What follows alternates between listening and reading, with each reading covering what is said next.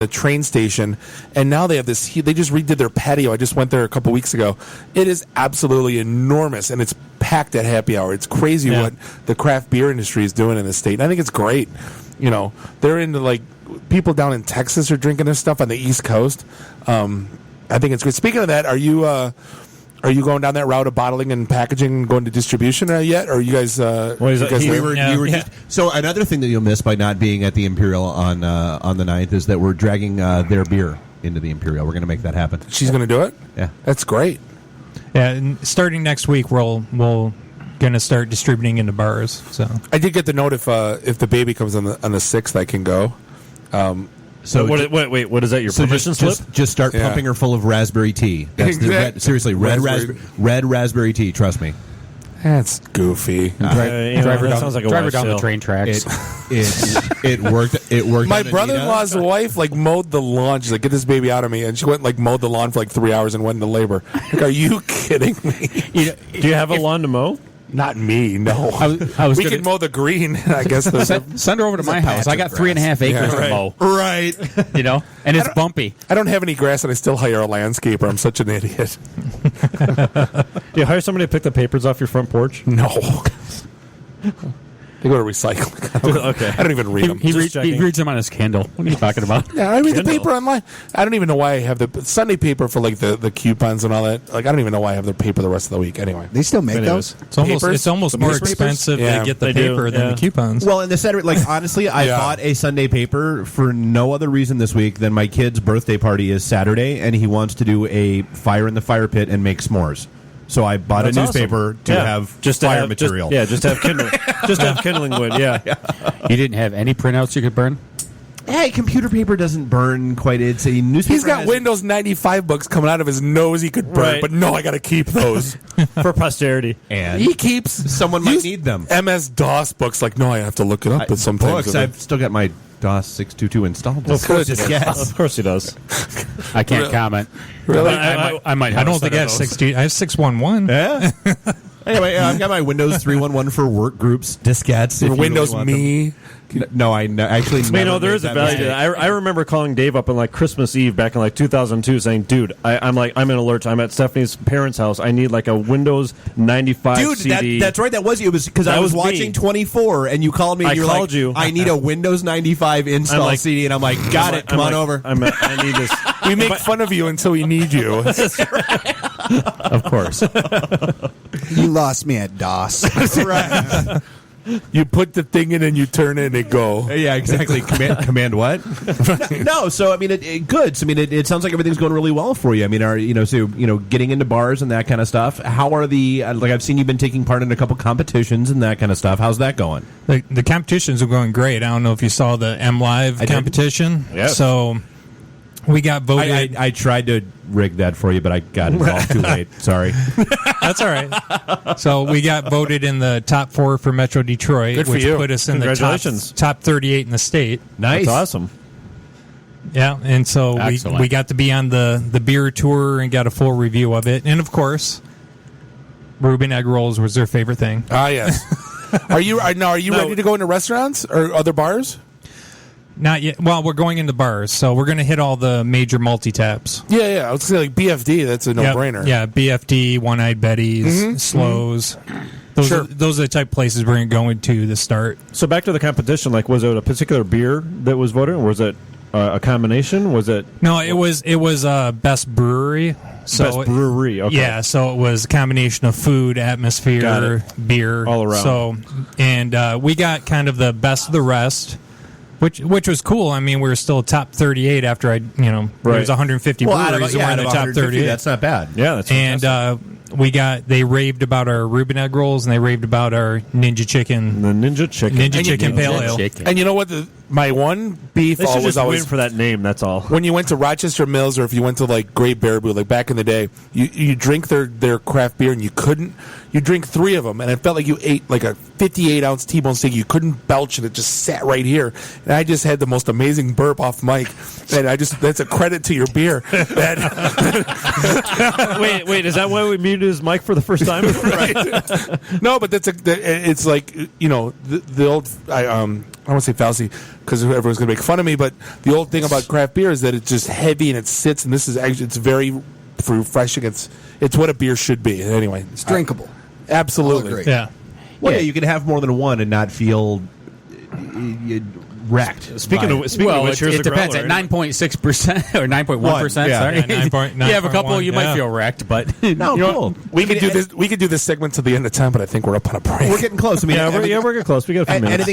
anything else coming up that people should know about? Do you have anything going on in the restaurant that obviously we're going to bring people in on the 21st? I mean, anything between now and then they might want to pay attention to? Well, the biggest thing is this weekend is Detroit Fall Beer Festival down Eastern Market. Very cool. We will be there. Awesome. Nice. The big thing to note. This weekend, we're going to be down at Eastern Market this weekend. What are you guys doing? Lions game. Sunday. Ah, nice. But big thing to note is Cowpokes. our two most popular beers that we cannot keep in stock for more than a day will be at the beer festival, and we will have one keg Ninja Chicken. on tap at the brewery. We will have Ninja Chicken and Angry Beaver. I love Ninja Chicken. And Angry. I was going to say, I don't remember the Angry Beaver. Count me in. So the story College the days. story behind Angry Beaver is I'm a film nut. So I created a 4% session brown that I called the Nice Beaver from Naked Gun. I love it. I just had it stuffed. Beaver. So I Just had it stuffed. Nice beaver. I doubled it and came out with a 8.5% brown. So that's the Angry Beaver. That's my college. Awesome. That's my I high love school it. prom date. What, the Angry Beaver? Yeah. I was going to make a first wife joke, but Yes. So we'll be at the beer festival Friday and Saturday, and we're going to be also it's not Sunday. no Friday Saturday, and we're going to be tapping those We can beers. go Friday and Saturday. I got nothing going on. I was going to say, we can. Yeah. And we'll be tapping Ninja Chicken and Angry Beaver at the brewery on Friday. So they'll be How tapping the Angry Beaver. Yeah, on tap Friday the and Angry Saturday. Beaver. There's something wrong with that there. How early something will you right be about there that, actually. on Friday and Saturday? Was it for crack of dawn There's or a what? bunghole joke in there from the keg. Friday is Enough! For crying out loud. No, did you not know that the top of the keg is called a bunghole? I laughed my ass off when I was It is. 17. it is. The old man says, make sure the bungs are facing out. I almost died laughing. Trying to have a conversation here. Sorry. Go ahead. Beer Still Fest, laughing about it like you're 17. Yeah. That's the No. It'll never stop. Oh, we are. 11. Yeah, 11. I have a picture of him telling us. Bob's crying actually over here. He's crying. Tito, get me a tissue. What happens when you tap the Angry Beaver in the bunghole? Exactly. Come on. Cries. Wait, where's the bell? All right, you know what? To hell with this. I'm calling a break. We'll come back to this. show. We'll be right back. God, he is still warm. Oh, good. Here, I'll help you. Canine cologne. Oh, no more Yankee, my wanky. The donga need food.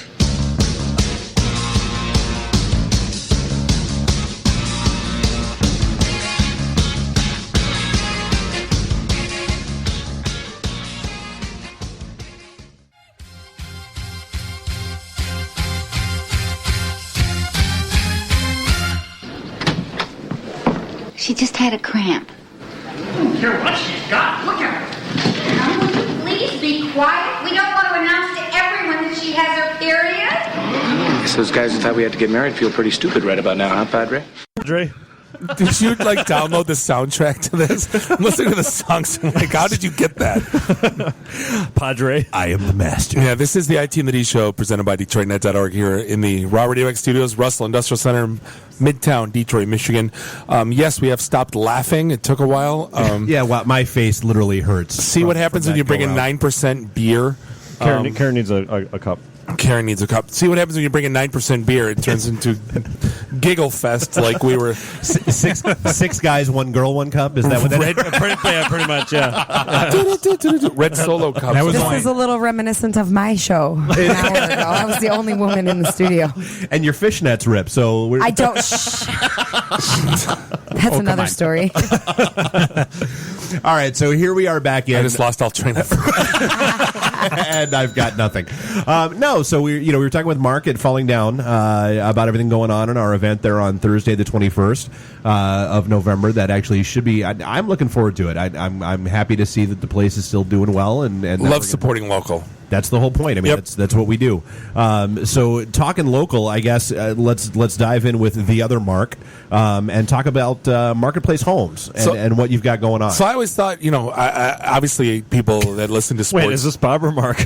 Well, because here's how this started. Bob, my neighbor is the COO of Marketplace Homes, and he would like to come on our show. No, I would like him to come on the show. He's your neighbor? Yeah. What's your address? No. My address. I'm just going to throw it out. Sorry. No, but he's moving though. Obviously, if you listen to sports talk radio all day like I do, you guys are pretty prominent advertisers, and I like companies that go against the grain. And it seems like you guys have taken the real estate industry and kind of said "F you" and turned it upside down and kind of did it the right way instead of the old traditional, yellow 21st century jacket. Yep. And kind of. So tell us a little bit about, I guess your go-to-market, and you got a pretty cool tech story too. That's kind of why I wanted to bring you on. Yeah, well, it's a very nice FU to the real estate industry. Actually, we're trying to drive a wedge into it. It's very similar to what we did with the networking industry. Going, everything else sucks. Everything else sucks. We're going to make it suck less. We're going to make it suck less, or at least try to. Yeah, you're doing it wrong. That's the thing about the industry. When I got into the industry about 10 years ago, there's a lot of great, very bright people in the industry, but the industry itself is we sell real estate the same way we did in the 1970s. I mean, if we said that about anything else, right? Yeah, you would be dead in the water. Yeah, exactly. Right. So, and nobody's really been able to change it, and that's what we're trying to do. Basically, what Bob said is what we're most known for is if you purchase a home through one of our partner builders, we'll rent out your old home and give you a guaranteed lease on it. Now, this is great for people that are underwater. You owe more than your house is worth. Like, raise your hand. Yeah, right. Yeah, everyone in the room. Yeah, exactly. And we actually just developed a new program where if you purchase a home through one of our partner builders, we will list and sell your home for just 1%. So if you're selling a $200,000 home under the normal real estate model, it costs you like 3 to 6% easy. Yeah, 3 to 6%, and it can cost you as much as $12,000. Well, if you use my company, it only costs you $2,000. Nice.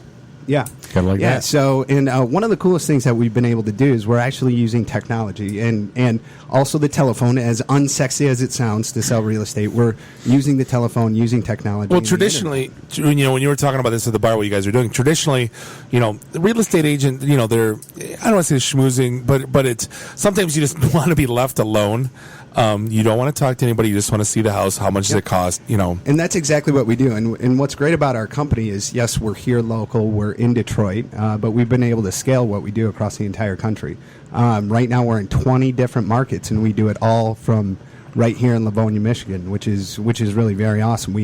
Right now we have 1,600 homes that we manage as rentals, and we've sold over 3,000 homes, $500 million in real estate, all from one central location. So let me ask you this. I mean, when you're renting out these houses, is there a point? Obviously you're using scale, so you're not going to lose money, because when you think about it, if you're saying you're going to rent it out for 6 years, there's a lot of risk involved. There is. I have one rental property, and I pull my hair out. I couldn't. Yeah, and we actually, what we, as a service for our owners. That's right, you still haven't been able to dump the townhouse. No. You still have it. I know a management company, dude. I can help you. Oh, it's crazy. Who? Yeah, your neighbor. Yeah, exactly. I can introduce you. Tomorrow. Yeah, please. So, we've been able to scale what we do, and we do it in 20 different markets right now. What's really cool, and why I think it kind of jives with what you guys are doing, is we're developing some technology, what we're really excited about, called iTours. Where now, does Apple know you're doing that? Well, they haven't called yet. Did you get the .com, the .net, the .org? Well, actually, the patent lawyers show up? I looked for them. Unfortunately, they're not available. But where get the .co, I'm sure that's available. Yeah.